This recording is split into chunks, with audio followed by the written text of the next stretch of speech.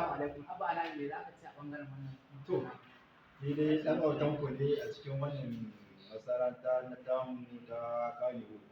To, ina gode wa Allah subhanahu wa ta'ala da ya bani ikon wannan yin fim ɗin da wanda kuma ya bani gudunmawa babban mai gidana shi ne Aminu A.E. Shamawan kuma shi ne babban darakta a masana'antar nan.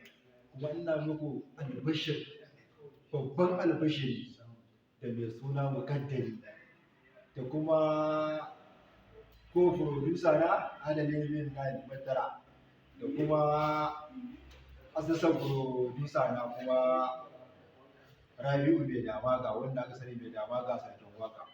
Ne muku babban albishiri. Na gode babban zai ku nemi mu a cikin YouTube ɗinmu mai suna A Zaitawa TV da kuma YouTube ɗinmu mai suna Mai Damagan Waka.